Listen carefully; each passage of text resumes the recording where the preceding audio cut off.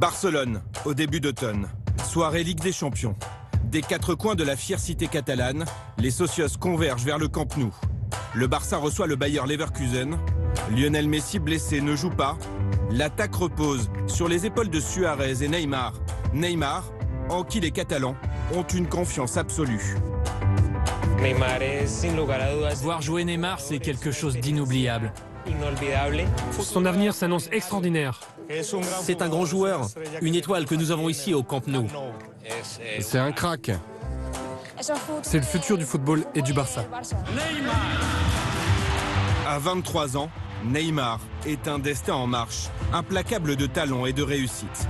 Après la gloire à Santos au Brésil, la prise de pouvoir au sein de la Seleção, la nouvelle star du foot mondial est programmée pour régner sur son sport. Son heure n'est pas venue, mais elle approche.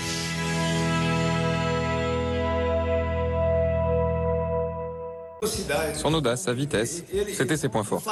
En fait, il faisait exactement ce qu'il voulait avec le ballon, il était spontané et il n'avait pas besoin de répéter ses dribbles. Il était imprévisible et les défenseurs ne savaient pas ce qu'il allait inventer. Je lui lançais souvent des paris avant les matchs.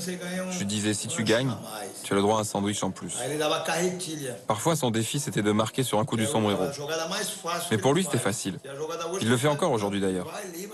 Il passait le ballon par-dessus le défenseur, ne le laissait même pas rebondir, et paf, il la reprenait de volée. Il frappait super bien. Mais son histoire, c'est dans le club mythique de Santos qu'il l'écrit. Mythique parce que c'est ici qu'est née la légende, le roi Pelé. En 2003, Neymar a 11 ans. Au centre de formation de Santos, Betinho le prend sous son aile. J'ai vu un petit garçon de 5-6 ans qui courait dans les allées du stade comme s'il était dans son environnement naturel. Sa motricité était exceptionnelle pour son âge. Il n'était pas fatigué et il a tout de suite attiré mon attention. Et sa réputation fait très vite le tour de la ville. Il marque les joueurs, mais aussi les entraîneurs. Avant même de le diriger chez les jeunes de Santos, Emerson Balio sait très bien qui est Neymar. On avait déjà entendu parler de ce garçon avec un bandeau. Il avait joué contre notre équipe dans un championnat régional à Santos. Il était notre adversaire, donc on le connaissait, mais aussi au championnat d'État de Sao Paulo, où il était connu comme le garçon au bandeau.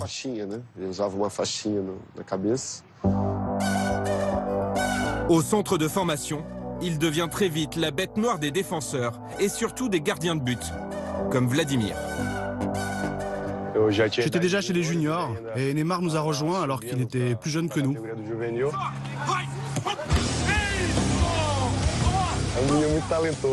C'est sûr, il est vraiment talentueux. On était habitués à souvent rigoler ensemble, mais il travaillait beaucoup à l'entraînement. C'est un joueur extrêmement talentueux. Et oui, j'ai souffert dans les buts avec lui, mais les autres gardiens aussi. Gustavo Henrique se souvient aussi d'un bon camarade en dehors du terrain.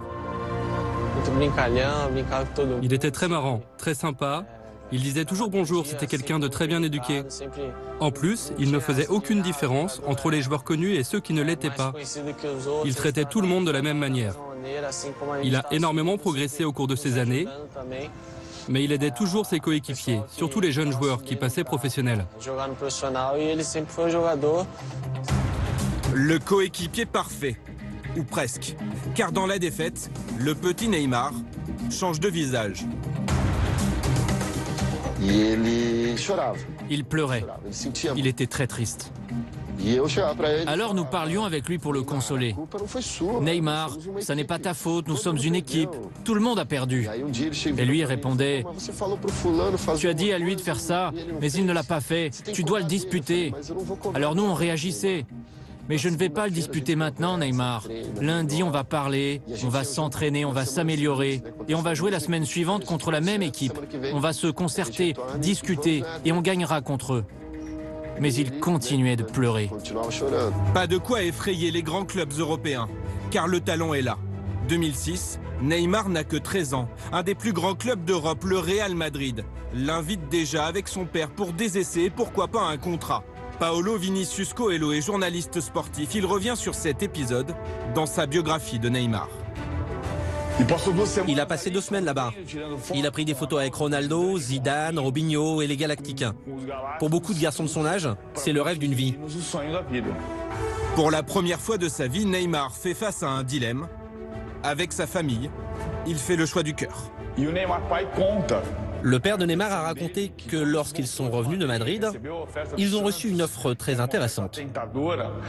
Surtout pour un père de famille, mécanicien dans une usine de Santos, avec un salaire modeste. Mais il a demandé à son fils, « Qu'est-ce que tu veux ?» Et Neymar a répondu, « Je veux vivre à Santos, papa. » Du coup, ils sont restés à Santos. Neymar Junior et Senior, une relation quasi fusionnelle.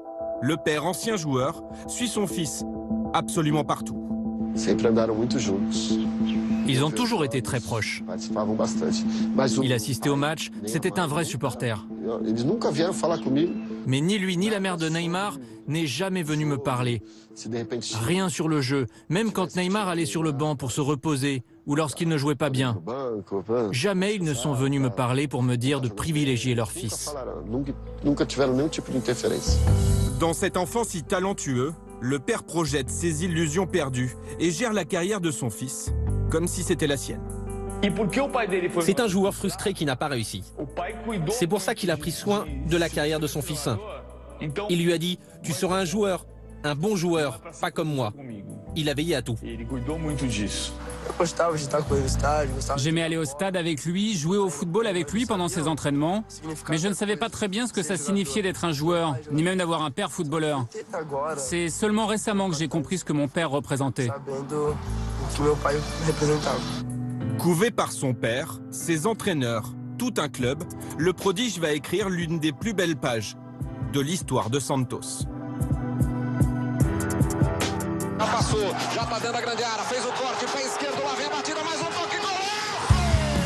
Neymar, Santos, l'histoire d'une épopée fantastique. Le club remporte 3 championnats d'affilée en 2010, en 2011, en 2012, emmené par son jeune attaquant et son style virevoltant.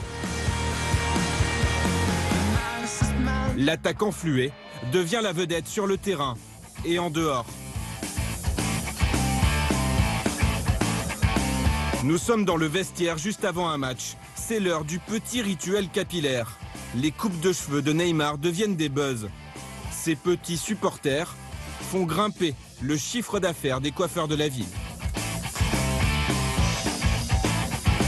Felipe Camargo suit Santos pour la chaîne ESPN. Neymar devient la personne la plus importante de toute une ville en quelques mois à peine. C'est évident qu'un garçon qui n'a pas 18 ans a des difficultés pour gérer une ascension aussi rapide. Des difficultés, notamment face aux journalistes. Quand Neymar a commencé à donner des interviews, on a vite constaté qu'il avait des problèmes de communication et surtout de diction. Pour les journalistes qui, comme moi, travaillaient à la radio, c'était parfois très drôle parce que pour avoir une réponse cohérente de Neymar, c'était vraiment compliqué.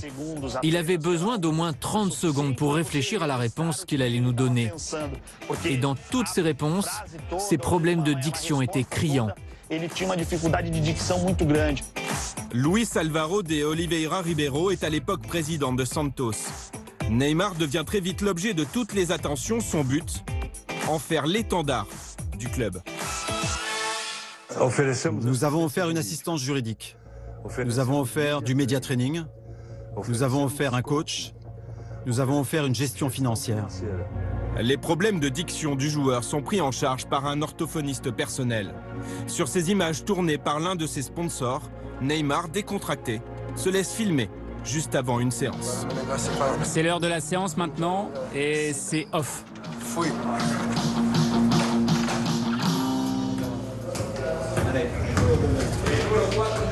Un destin hors norme pour un gamin à peine sorti de l'adolescence. Malgré son insouciance et sa joie de vivre, cette pression reste parfois difficile à gérer.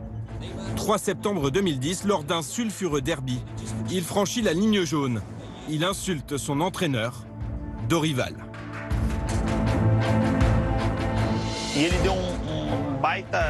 Il s'est énervé aussi avec les autres joueurs de l'équipe. Et ça devant tout le monde. C'est un moment déterminant dans la carrière de Neymar parce qu'il a commencé à changer sur le terrain, mais aussi en dehors. Edu Dracena est son capitaine au moment de l'incident. Il a dépassé les limites avec l'entraîneur, qui est censé être le patron sur un terrain. Il s'est exprimé de cette manière sur le coup, à chaud, mais il a vite reconnu son erreur. Pelé m'a dit, président, pour un joueur, le point sensible, c'est le porte-monnaie. Je lui ai donc infligé une amende proportionnelle à son salaire. Et pour moi, l'affaire était réglée. Mais Dorival voulait une sanction plus lourde, car son adjoint s'était frictionné avec Neymar dans le vestiaire. C'était un ancien gardien, il était assez imposant. Neymar s'est défendu et s'est retrouvé tête contre tête avec l'adjoint. La sécurité a dû les séparer, sinon il aurait probablement tué Neymar avec la force physique qu'il avait. Le problème prend de l'ampleur et devient national. Même le sélectionneur s'en mêle. L'entraîneur de la Seleção, Mano Menezes, a parlé à Neymar. Il l'a prévenu que s'il ne changeait pas de comportement, il n'y aurait pas de place pour lui au sein de la Seleção. Dorival sera licencié suite à l'incident. Car la priorité, c'est Neymar qui attise toujours l'appétit des gros clubs. Une nouvelle offre tombe, cette fois-ci de la part de Chelsea. Neymar a 18 ans. Le président fait une nouvelle fois appel à Pelé pour garder son joueur. Tout se joue lors d'une réunion cruciale. J'avais combiné avec Pelé pour qu'il m'appelle pendant la réunion. Et j'ai passé le téléphone au père sans lui dire que c'était Pelé. J'ai dit oui, tout va bien, il est à côté de moi. Et j'ai passé le téléphone au père de Neymar. Pelé lui a alors fait un discours, qu'il avait déjà fait sa carrière, qu'il est devenu le meilleur joueur au monde sous les couleurs de Santos, qu'il fut triple champion du monde, etc. Santos conserve sa vedette in extremis, mais l'étau se resserre. Neymar, en bon communicant, ne laisse rien transparaître. Je suis heureux à Santos et au Brésil. Ma famille et mes amis sont ici, c'est là où je veux vivre. Je n'ai pas de raison de partir pour le moment. Je n'ai pas besoin de partir pour devenir un joueur complet. Pelé l'était et il a joué ici toute sa vie. La comparaison avec Pelé n'est pas fortuite. Pour les santistes, Neymar est de la même trempe.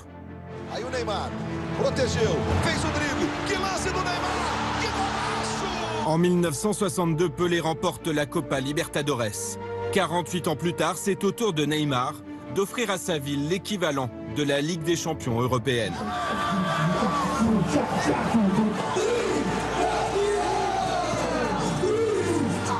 Au cours de cette campagne victorieuse, Neymar marque 6 buts. Au milieu de ses coéquipiers fêtés en héros par toute une ville, il creuse son sillon dans celui de l'icône. Moribond quelques années auparavant, Santos retrouve son lustre d'antan. En 4 saisons, en plus des 3 titres de champion et de la Copa Libertadores, Neymar remporte également une Coupe du Brésil, la Recopa Sudamericana. Et au titre collectif s'ajoutent des exploits individuels. Levitando o jogador do Santos. Aí o Neymar protegeu, fez o drible. Que lance do Neymar! En 2011, il remporte le prix Puskás, celui du plus beau but de la saison, toute compétition et tout continent confondu.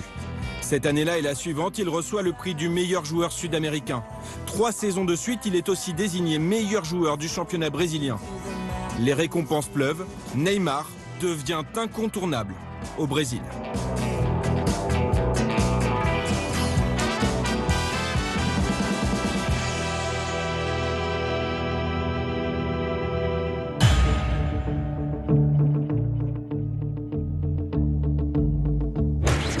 Désormais, il porte les espoirs de tout un peuple. Dès son arrivée en août 2010, Neymar devient le centre de gravité de la Seleção. Son statut, maître à jouer, d'une équipe très loin du style brésilien. Son objectif, guider son pays vers la victoire en Coupe du Monde en 2014. Bien sûr, on suscite beaucoup d'espoir. Cette Coupe du Monde va permettre à notre pays d'avancer dans beaucoup de domaines. Le peuple entier va nous envoyer de l'énergie positive et c'est important. Nous espérons marquer l'histoire ici au Brésil. Notre but, C'est la victoire. Et Neymar concrétise très vite les rêves de ses compatriotes. Il offre la victoire à son pays en Coupe des Confédérations en 2013. Thiago Silva ou David Luiz sont des tauliers, mais le patron c'est Neymar. Nous sommes en 2014, tout un peuple croit en son destin.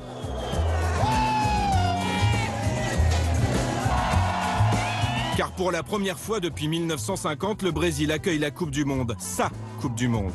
Chris, l'ancien défenseur de Lyon, compte 42 sélections sous le maillot brésilien. À l'approche du grand rendez-vous, Neymar ne se dérobe pas. C'était un joueur qui faisait vraiment la différence. Il a pris la responsabilité pour lui en disant non, c'est ma Coupe du Monde. Donc je vais tout donner. La pression du peuple est colossale, tout autant que l'histoire du Brésil et ses 5 titres de champion du monde. À 22 ans, Neymar porte les espoirs de 200 millions de personnes avec l'insouciance de sa jeunesse. Il aime bien la pression. C'est un joueur qui adore la pression. Dans l'euphorie générale, c'est tout juste, si l'on prête attention aux voix discordantes, dont celle de Jairzinho, champion du monde avec Pelé, en 1970. Au Brésil, il n'y a que Neymar. Jamais on n'a gagné une Coupe du Monde avec un seul grand joueur. Les premiers matchs de l'équipe du Brésil confirment le scepticisme des anciens. Les victoires sont poussives, le fond de jeu négligeable. De ce marasme émerge un seul homme, Neymar. Tout ce poids sur Neymar. Ça n'est pas positif. Le Brésil aurait dû monter une vraie équipe, se structurer pour redevenir une nation qui gagne. La belle histoire tant espérée se transforme en cauchemar. 4 juillet 2014, quart de finale face à la Colombie. Choc avec Zúñiga, Neymar s'effondre, le Brésil retient son souffle. Les supporters se massent devant l'hôpital, les caméras du monde entier diffusent l'attente et l'angoisse. Puis la nouvelle tombe, vertèbre fracturée, Coupe du Monde terminée pour Neymar, le pays est en deuil. E aí, o Neymar, agora, nesse momento, já está dentro do helicóptero na maca. Muita gente... Le lendemain, cette image fait le tour du monde. Neymar transféré en hélicoptère médicalisé en direct sur TV Globo. La fin d'un rêve pour le joueur et pour toute une nation. Deitar no Guarujá e vai direto para casa. Les éditions des journaux brésiliens ne parlent que de la blessure de Neymar. Le Brésil sans Neymar, la star rentre à la maison pour récupérer de sa blessure qui l'a obligé à quitter la compétition. Les Brésiliens vivent en direct un drame national.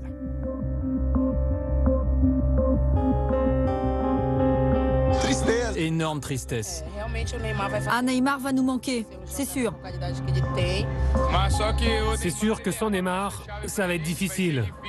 Les anciennes gloires comme Ronaldo montent au créneau. Le Brésil est unanimement sous le choc. À la télévision, on voit clairement qu'il y a eu une intention de faire mal à Neymar. Ce n'était pas du football. En tout cas, pas une rencontre normale de football.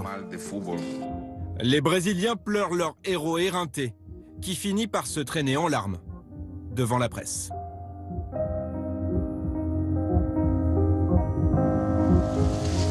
Excusez-moi. J'ai eu de la chance car la blessure aurait pu être beaucoup plus grave. C'est dur de parler de ça. C'était un moment tellement important de ma carrière. Mais c'est comme ça. Ces choses-là arrivent. Au tragique s'ajoute le pathétique. C'est le fameux 7-1. L'Allemagne terrasse le Brésil en demi-finale et s'envole vers la victoire. À l'heure du bilan, la Seleção présente 2 visages, l'un avec Neymar, l'autre sans Neymar. En équipe du Brésil n'a pas le collectif. Et quand Neymar n'est pas là, on ne voit rien. C'est vraiment difficile de voir un jeu tactique, un jeu technique. C'est horrible. Et son emprise sur l'équipe nationale va s'accentuer. À l'issue de la Coupe du Monde, Dunga le nouveau sélectionneur, décide de lui attribuer le brassard de capitaine aux dépens de Thiago Silva, une promotion express, un pari sur l'avenir. Nous nous sommes dit que nous aiderions Neymar à progresser en le désignant capitaine. Il a ce nouveau rôle dans l'équipe et en assume les responsabilités. Il prend du plaisir quand il est sur le terrain et joue de la même manière que quand il joue avec ses amis. Nous voulons vraiment lui donner la chance d'être encore meilleur avec ce capitanat. Neymar et le désert brésilien. À 23 ans, l'enfant de Santos incarne un héritage, celui de Pelé, et d'une certaine idée du football.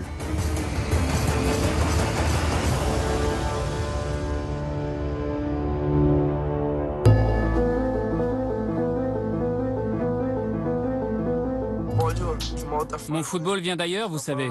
Il vient du fait que j'ai été fan. J'ai vu mes idoles jouer, j'ai crié dans le stade quand ils marquaient des buts. Ce football venu d'ailleurs, presque un cliché. C'est aussi celui d'un homme qui a marqué l'histoire du sport. C'est le football de Pelé. On le voit comme le roi du foot aujourd'hui au Brésil. Il nous a gagné 3 Coupes du Monde. Son histoire, c'est impressionnant. C'est impressionnant. 2 hommes et un destin presque identique. Au point que le prestigieux magazine Time consacre pour la première fois de son histoire sa une à un athlète brésilien l'année dernière. Le titre, Neymar, le prochain Pelé. Les similitudes sont frappantes. Les 2 joueurs construisent leur légende à Santos. Plus fort encore, ils pratiquent le même jeu, celui qu'on appelle le joga bonito. Le joga bonito, c'est ça, c'est prendre la responsabilité, jouer, faire des choses intéressantes pour l'équipe, faire plaisir. Prendre plaisir. Quand il est sur le terrain, n'importe qui est en face, mais il prend plaisir. Sur un terrain, Neymar s'amuse, provoque, dribble, fait le spectacle. Il change de direction très facilement. Il est très intelligent tactiquement. On ne sait pas où il va. S'il va à droite, s'il va à gauche. Il élimine très facilement. Il fait des tours de magie à chaque match. À tout moment, tu penses qu'il va faire une chose, mais il en fait une autre. Le jeu de Neymar, c'est tout simplement l'ADN du football brésilien. Le premier joueur que j'ai vu faire ça, c'était Garrincha. Garrincha, c'était un phénomène parce que le défenseur n'avait aucune idée de la direction qu'il allait prendre. Il avait une habileté avec le ballon, c'était presque magique. Cette aisance technique, il la tient de son excellent jeu des 2 pieds. Exemple ici, mars 2015, France-Brésil en amical, Neymar le droitier, marque du pied gauche. Lorsque son père sortait de son travail à l'usine à Santos vers 17 h, il allait directement à l'entraînement voir son fils. Il a raconté qu'un jour sur le terrain, il regardait son fils s'entraîner. Neymar avait à l'époque juste 5 ans. Et le ballon est tombé sur son pied gauche. Du coup, il a tiré fort du pied gauche. Alors l'entraîneur appelle le gamin, le repositionne et lui dit « Tu dois contrôler avec ton pied gauche, passer la balle vers ton pied droit et tirer. » Le père n'a pas aimé. À la fin de l'entraînement, il raconte qu'il est descendu sur le terrain et a dit à l'entraîneur « Ne fais plus jamais ça. Il a 5 ans, laisse-le jouer comme il veut. Laisse-le tirer avec le pied qu'il veut. S'il veut tirer du gauche, il tire du gauche. » Autre qualité, son tempérament. Dans les moments importants, Neymar répond toujours présent. Il n'était pas du genre à se plaindre, non. Même s'il n'avait que 13 ans, il venait toujours chercher le ballon pour aider l'équipe. Il ne fuyait pas ses responsabilités, même s'il n'en avait pas vraiment à cet âge-là. Maîtrise technique, nerf d'acier et un sens du dribble parfois perçu comme de l'arrogance. Il jouait pour le plaisir. Il provoquait souvent ses adversaires. Il les démoralisait avec ses dribbles totalement déconcertants. Mais cette filiation avec Pelé, d'autres avant Neymar y ont eu droit comme Robinho, Ronaldo ou Ronaldinho. Alors la comparaison est-elle vraiment pertinente ?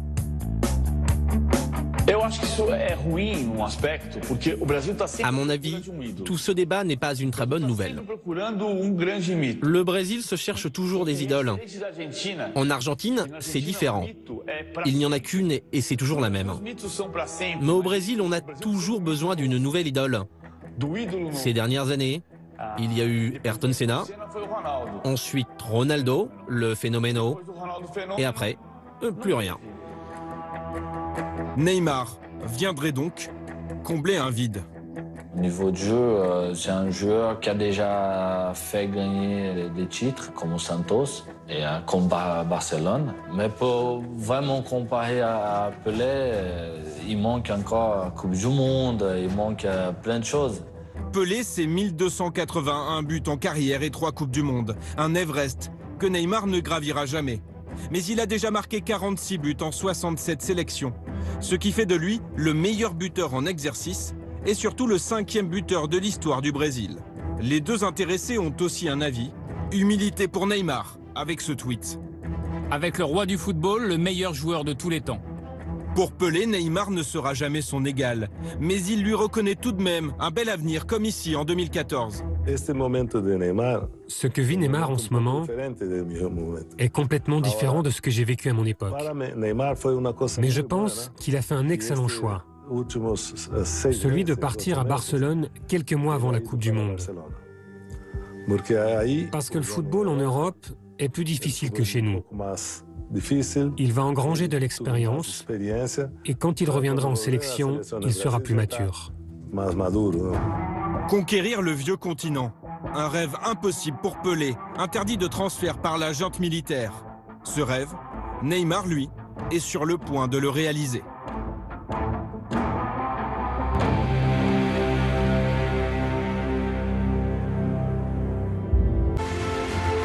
Chelsea, le Real Madrid et Barcelone.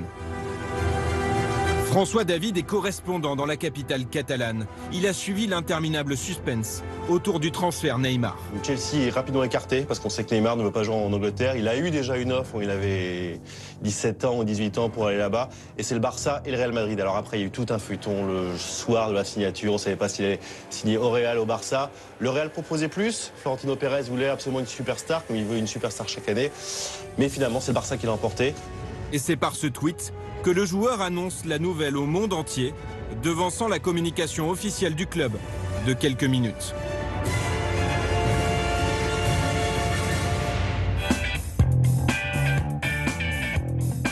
Barcelone réussit le coup de l'année et grille la politesse au Real.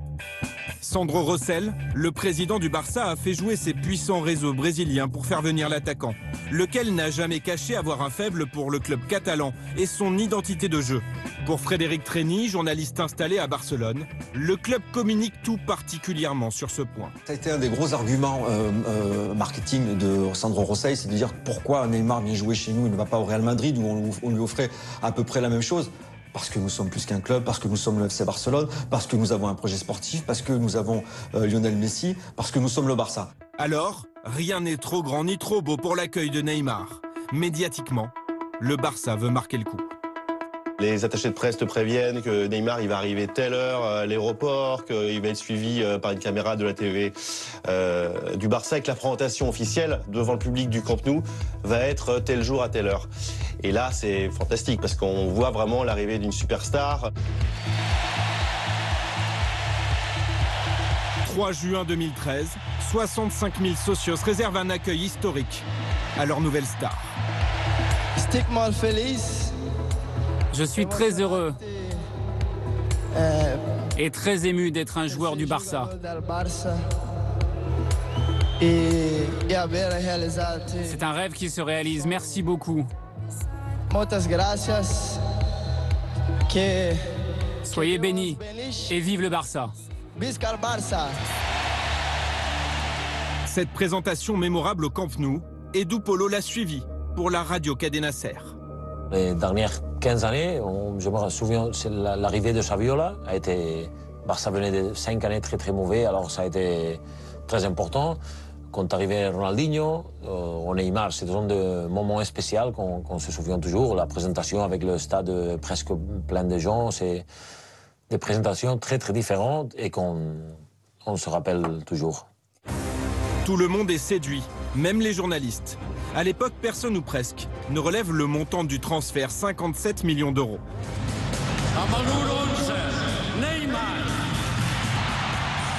Un chiffre étonnamment bas pour un joueur de ce calibre. Mais qu'importe le flacon pourvu qu'on ait l'ivresse. Sportivement, toutefois, des doutes s'élèvent. Comment faire cohabiter Messi et Neymar? L'un, patron mutique. L'autre, chien fou starifié. Henry, Eto'o ou Ibrahimovic s'y sont cassés les dents. Johan Cruyff, ancien capitaine et entraîneur de Barcelone, ne cache pas ses réserves. Je ne mettrai pas deux capitaines sur le même bateau. Nous devons apprendre du passé. Neymar réplique dès sa première conférence de presse. Le meilleur joueur du monde est ici. C'est Messi. Nous sommes deux joueurs différents. Et moi, je veux simplement prouver que je peux jouer à ses côtés. Et j'espère que je pourrai l'aider à continuer à être le meilleur joueur du monde. Après les mots, les actes. La nouvelle recrue multiplie les gestes d'allégeance et joue la proximité avec son aîné. Et du premier jour, lui, il a voulu être ami de Messi et Messi a voulu être ami de Neymar. Alors, il y a par une côté la relation footballistique dans le terrain, qui c'est très bonne, et aussi la relation hors du terrain, qui est encore meilleure.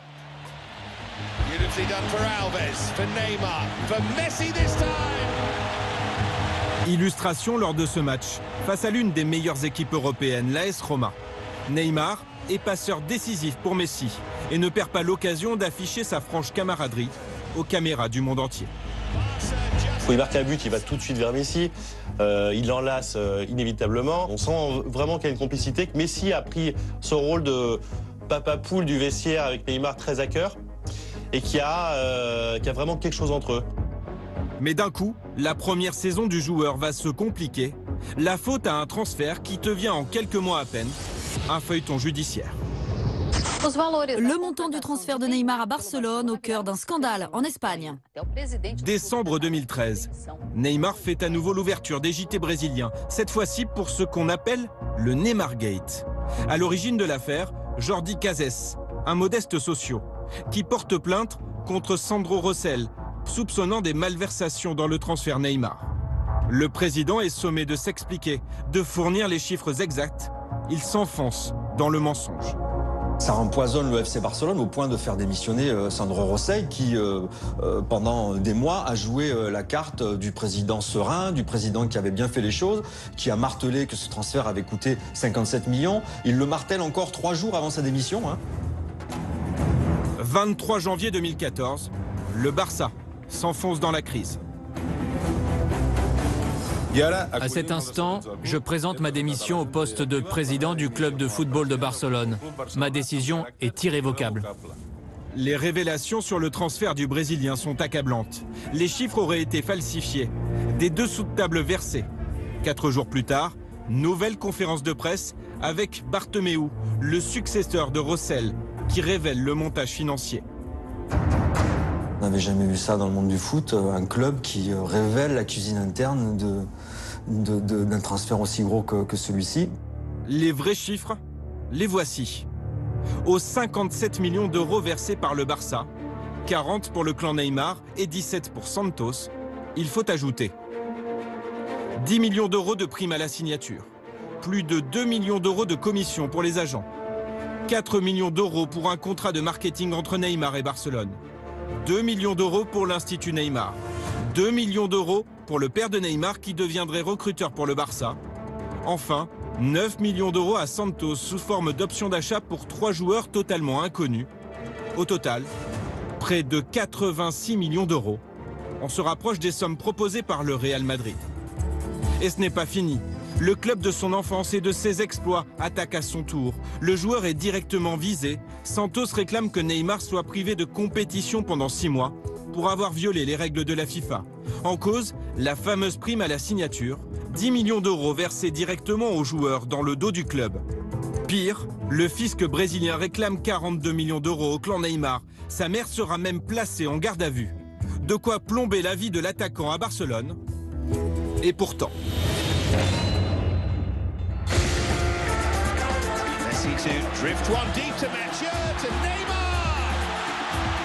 Pour l'instant, non, ça n'a pas déstabilisé Neymar. Et est-ce que ça va le déstabiliser dans un futur proche ou lointain? On a du mal à le penser parce qu'il arrive à bien faire la part des choses entre ce qui sont ses affaires personnelles et ce qui sont ses affaires sportives. 2014-2015, deuxième saison de Neymar au Barça. Le bilan chiffré est éloquent. 22 buts en Liga, 39 au total. Neymar change de dimension. À titre de comparaison, la même saison, Messi marque 43 buts en Liga, 64 sur l'ensemble de l'exercice. Luis Suarez, le troisième larron de l'attaque, totalise 16 buts en championnat et 28 au total. Neymar s'est vite acclimaté à l'Europe, contrairement à beaucoup de Brésiliens avant lui. Tout est différent comparé au Brésil, mais je m'y suis habitué et je suis très heureux. J'espère que je peux continuer à m'améliorer. Au début, on avait peur que Neymar n'arrive pas à épurer son jeu. Il arrivait du Brésil où il faisait un petit peu ce qu'il voulait avec des sombreros, des passements de jambes et tout. Là, il s'est quand même adapté super rapidement à l'Europe. En plus, on a appris que c'était un buteur, alors qu'avant, on le voyait plus comme un joueur spectaculaire qui pouvait faire des passes. Mais là, on a vu que c'était vraiment un grand buteur. Le Brésilien a tout de suite compris la discipline européenne. Quand il jouait à Santos, il jouait partout, à gauche, au milieu, comme avant-centre, à droite. À Barcelone, on le voit qu'il est vraiment à gauche. Il ne change pas beaucoup de position. Et ça, c'est trop dur pour un attaquant qui bouge beaucoup. Et lui, il a compris ça. Il respecte la position. En Europe, ils aiment ça. Neymar s'est intelligemment glissé dans le moule barcelonais et pèse même très lourd aujourd'hui dans le jeu proposé par Luis Enrique. Au point de réaliser une performance historique en Ligue des Champions. Il marque à chaque match disputé, depuis le quart de finale aller jusqu'à la finale. 7 buts en 5 matchs. La statistique est plus qu'impressionnante. C'est du jamais vu. Cette montée en puissance le rapproche chaque jour d'un objectif dont il ne se cache plus. J'ai toujours travaillé pour mon objectif principal. Être le meilleur joueur du monde. Participer aux plus grandes compétitions mondiales et surtout être heureux sur le terrain. Pour devenir le meilleur, il doit s'armer de patience. Car pour l'heure, le Barça reste sous les ordres de Lionel Messi. Messi est la référence absolue dans le jeu et dans le vestiaire. Messi a 28 ans, Luis Suarez va faire 29 ans, Neymar a 23 ans. Donc il a 6 ans de décalage par rapport à ces deux superstars que sont Luis Suarez et Messi. Et il sera un jour numéro 1 du Barça, clairement. Qui dit patron du Barça, dit bien souvent patron du football mondial. Sa progression à vitesse plus ou moins régulière au classement du Ballon d'Or lui permet de figurer depuis 2 années dans les 10 premiers. Quand on l'interroge, Messi, qui en a déjà raflé 4, prédit à son coéquipier la récompense suprême. Il va l'obtenir de par ses qualités, ses prédispositions. Je n'ai aucun doute qu'il puisse à un moment le décrocher. Mais le jeune attaquant n'a pas encore atteint le rang de son coéquipier à Barcelone ou celui d'un Cristiano Ronaldo. Neymar a encore quelques défauts. Il garde trop le ballon, il prend trop la responsabilité de vouloir décider le match. Il manque un peu de collectif, il joue tout seul. Un jeu encore trop personnel, une tendance à plonger facilement, un ego qui parfois déborde. Avril 2015, Barcelone affronte Séville. Luis Enrique remplace Neymar à un quart d'heure de la fin. L'attaquant goûte moyennement cette sortie prématurée. Il a protesté publiquement qu'on l'a changé, il est arrivé à le banc, il a lancé la bouteille d'eau, il a fait un show. Ce spectacle, les tauliers du Barça ne l'apprécient pas du tout. Tout de suite après, dans le vestiaire à Séville, il s'est fait cadrer. Il s'est fait cadrer par Iniesta, par Xavi, par Busquets, par Messi, en disant voilà, ce que tu as fait là, ça va faire le tour des télés, le tour des médias pendant une semaine. Et ça ne nous arrange pas. On est dans la ligne droite du championnat. On est près de vraiment tout gagner. Il faut vraiment que tu te calmes et que tu te mets dans les cordes. Recadré sur le terrain et entouré en dehors. Car si Neymar brille sur les pelouses, il le doit aussi à ses choix de vie. Retranché dans cette somptueuse villa aux abords de Barcelone, le Brésilien sort peu et privilégie le cocon familial qu'il a reconstruit ici. Son fils notamment fait partie de son équilibre.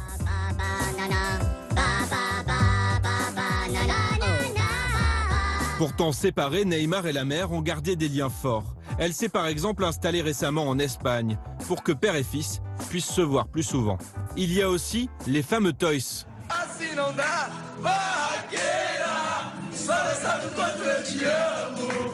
Un autre élément essentiel à l'équilibre de Neymar, une bande de potes avec laquelle le joueur passe ses soirées.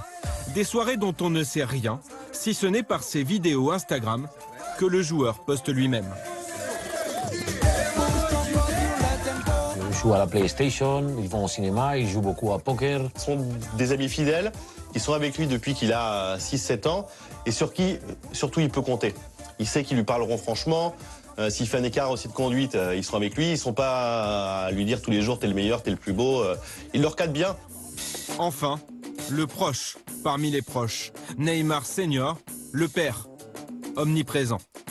Il est toujours là, il est presque jamais au Brésil.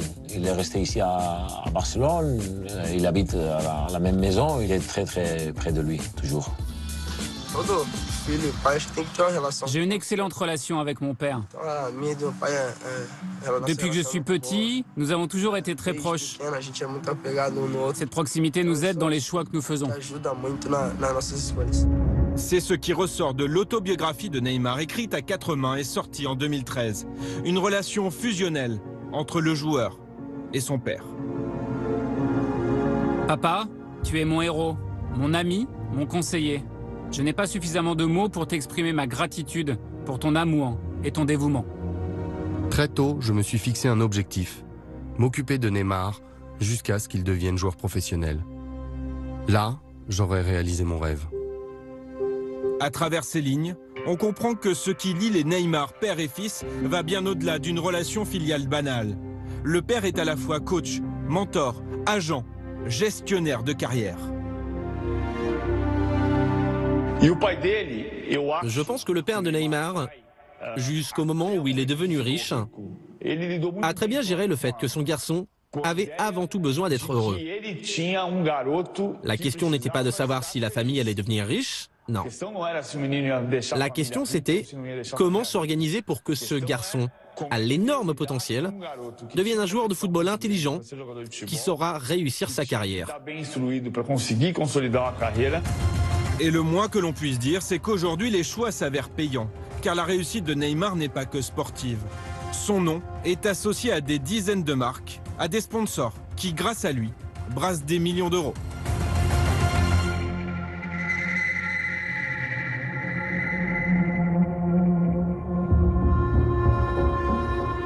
C'est évident que Neymar aujourd'hui, c'est pratiquement notre entreprise.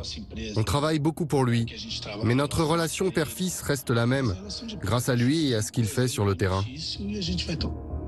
L'aveu est étonnant, presque glaçant. Neymar est un business pour son père, un business plus que lucratif.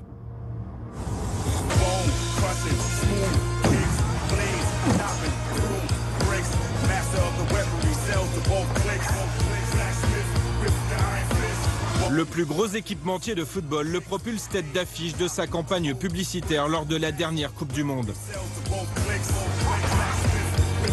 Un des jeux vidéo de football les plus vendus au monde en fait son ambassadeur pour l'édition 2016.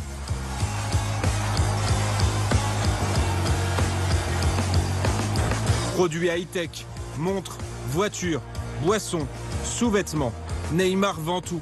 VRP de luxe, c'est son deuxième métier. Jean-Philippe Danglade est professeur de marketing sportif. Pour lui, le principal atout du Brésilien, c'est qu'il touche tous les publics.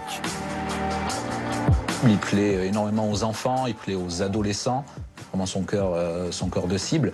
Il plaît également aux adultes, aux jeunes adultes passionnés par le foot. Il plaît énormément aux femmes également. Les sponsors se bousculent pour adosser leurs produits au nom de Neymar, synonyme de notoriété et d'exotisme. Ce que les marques vont chercher également, c'est quelque part le Brésil. Un pays avec une forte audience, 200 millions d'habitants. 98% des Brésiliens connaissent Neymar. Donc sa notoriété est au sommet. C'est un personnage médiatique important. Jeunesse, fraîcheur, fantaisie. Voilà ce que les sponsors apprécient chez lui. Ces images de Neymar en voiture, Neymar en hélico, dégagent du fun, du plaisir, de la spontanéité. Ces thématiques, le Brésilien les incarne bien mieux que Ronaldo ou Messi. qui prennent soudain un gros coup de vieux. C'est un bel homme, il est spectaculaire, il porte des coupes de cheveux extravagantes. Résultat, comme pour Ronaldo et Messi, mais à 23 ans seulement, les contrats publicitaires de Neymar sont sa principale source de revenus. Selon le magazine Forbes, en 2015, il percevait 14 millions de dollars de revenus annuels grâce au football, 17 grâce à ses contrats publicitaires. Cette année, le mensuel Sport Pro a désigné Neymar comme le footballeur qui possède le plus gros potentiel marketing au monde. Les médias aussi s'arrachent l'athlète, dont l'aura dépasse largement le seul monde du sport. Neymar est une marque, Neymar est une star.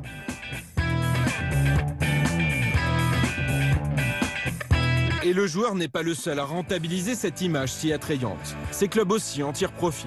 Santos a triplé ses recettes entre 2009 et aujourd'hui. Pour Barcelone, difficile pour le moment de chiffrer l'impact de manière exacte. Nous nous sommes rendus dans la boutique du club, à 2 pas du Camp Nou. Ici, Neymar est partout, bien plus présent que les joueurs historiques, comme Dani Alves, Piqué ou Iniesta.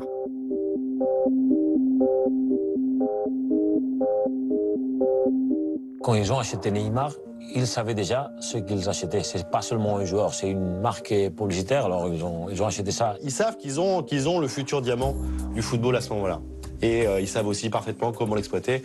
Le Barça a l'habitude de ces joueurs-là, l'habitude des joueurs brésiliens, l'habitude des joueurs très médiatiques. Mais ce que Barcelone est aussi allé chercher chez Neymar, c'est un joueur 2.0. Le Brésilien ne se contente pas de vendre son image au plus offrant, il la gère, essentiellement via les réseaux sociaux. À 23 ans, il est déjà énormément suivi, à la fois sur Facebook, quasiment 54 millions d'abonnés, sur Twitter, où il est aux alentours de 20, et Instagram, qui permet d'ajouter effectivement un support visuel, où il y a 32 millions de personnes. Ces millions de connectés sont en général très jeunes. C'est le pari de Barcelone, séduire leurs futurs supporters avec le futur crack du football. Neymar est la star montante chez les jeunes, parce que son look, parce qu'il est différent, parce qu'il est souriant. Quand on se balade à Barcelone, on voit Neymar, Messi. Et de plus en plus Neymar. Et de plus en plus, c'est un jeune de 6-7 ans qui porte le maillot Neymar et pas Messi. Barcelone vibrera-t-elle pour le Brésilien comme elle le fait aujourd'hui pour Messi? D'aucuns prédisent l'arrivée d'une nouvelle ère en Catalogne, celle de Neymar. Mais c'est le monde, bientôt, qui pourrait être à ses pieds. Ça dépend de lui. S'il est prêt à maintenir de l'haut niveau, il va arriver. Après avoir fait chavirer le Brésil, l'ascension du petit phénomène de Santos semble irrésistible, autant que sa fraîcheur et sa spontanéité sur les terrains et en dehors. Je me considère comme un homme heureux qui aime jouer au football. Je crois que c'est ça qui compte. J'utilise toujours les mots oser et bonheur, parce qu'il faut oser jouer, et dans mon domaine, je suis heureux. Charisme, talent, gueule d'ange. Neymar ne manque pas d'atouts pour se forger un destin. Je pense qu'il va marquer l'histoire. Marquer l'histoire, comme un autre roi avant lui. Mais les rois sont faits pour être détrônés.